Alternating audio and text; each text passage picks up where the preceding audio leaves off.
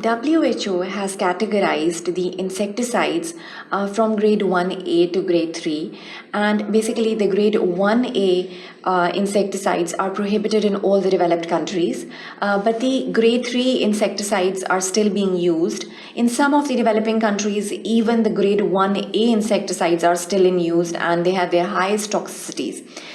Some of them have a reversible kind of an intoxication, and some of them have an irreversible kind of intoxication. The organophosphate poisons are basically, they have an irreversible kind of intoxication, so that is why they have their own significance. These organophosphate pesticides are still being used in a lot of countries, and the ingestion or even the inhalation can cause fatal conditions. So that is why they're really important, and we'll be discussing them in this section. Now, organophosphate pesticides, what are the common compounds being used in the agricultural industry? The toxic signs and symptoms, they are discussed in detail over here, and we'll be discussing the autopsy findings in these organophosphate pesticides even over here. The toxicological interpretation is again very important over here if we discuss that. As a forensic toxicologist, a clinical toxicologist, you must relate to these signs and symptoms. How are you going to interpret if you come across deaths due to these organophosphate pesticides? They're again very important over here. Now, what are the common compounds that are being used over here? The parathione along with the malathione and the dichlorvos. So all of these are discussed. Even at the domestic levels, they're being used as pesticides, and so they are very important, and even the inhalations or accidental ingestions can relate to fatal deaths in such intoxications. They act on the insects and the other arthropods by inhibiting the cholinesterase. So the anti-cholinesterase activity is the mode of action that is basically being followed by these organophosphate pesticides.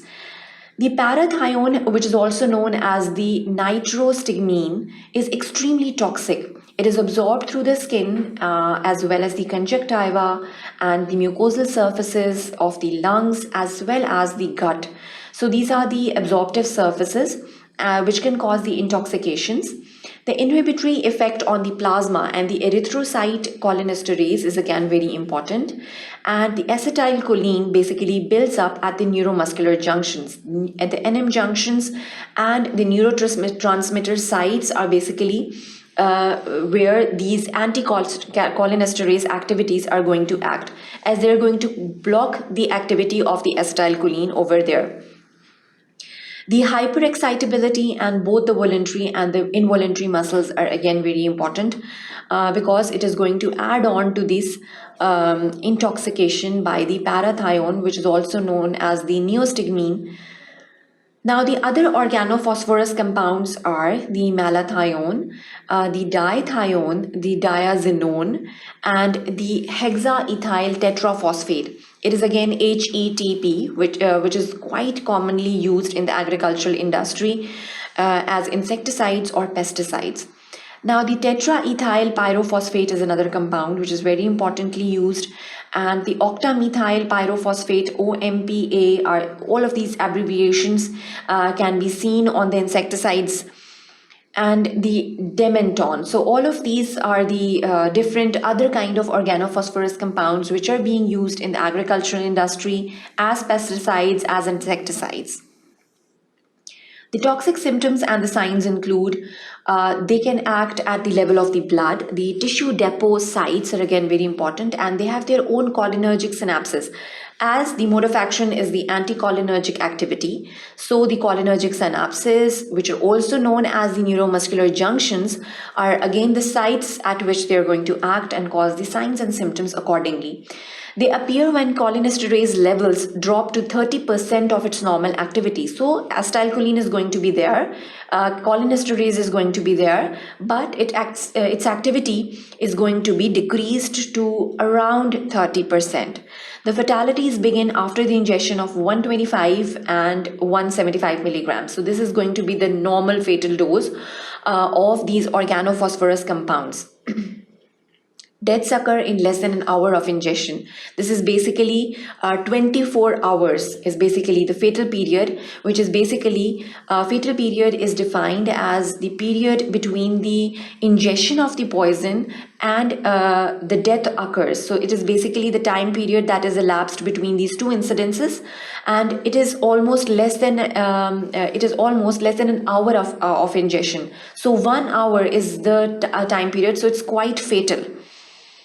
The autopsy appearances include parathione is dissolved in a kerosene base and is detected by its smell. So it's got a pungent smell and it's quite detectable whenever it is dissolved in the kerosene base. The greenish coloring agent added to the commercial products is again going to add on to the evidences whenever we are going to carry out autopsy on such. Hemorrhagic places are also seen in the lungs, in the intestines, on the mucosal surfaces of the stomach even.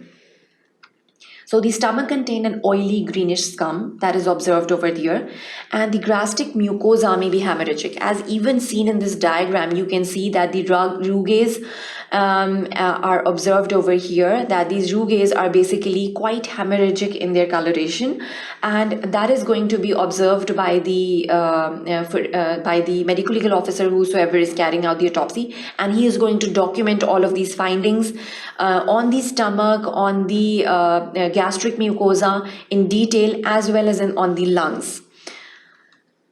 The toxicological interpretation is again very important. The kidneys are important, the liver is important, the stomach, the lungs, all of these are the normal samplings that is going to be sent to the histopathologist for further assays. So in cases where you suspect such kind of poisoning, all of these tissues have to be observed in detail over here. The substance resists post-mortem autolysis. So the organophosphorus poisoning is going to be detected even at the blood levels. It is going to resist the decomposition stages, and so it's quite easy to detect it over there. The ranges of the blood parathione concentrations in the fatal cases are around 0.5 to 34 milligrams per liter. These are basically the concentrations which are going to cause fatalities if they are found in the blood levels. Then basically the death can be regarded to be caused due to these organophosphorus poisonings. The urinary excretion is 0.4 to 78 milligrams per liter. It is basically going to indicate the organophosphorus poisoning again. The liver may contain 0.1 to 120 milligrams per kg. So you're going to observe that basically the urine or the blood samples are again the routine samples that are sent to the chemical pathologist for assays. So its detection is quite easy if death has occurred due to this kind of poisoning. So in this section, basically we dealt with organophosphorus poisoning, which is quite common at the agricultural industry. How it can occur, what are the signs and symptoms for such organophosphorus poisoning, and most importantly, as a medical legal officer, if you are suspecting death due to organophosphorus poisoning, what are the autopsy findings in such deaths? All of this is discussed in this section.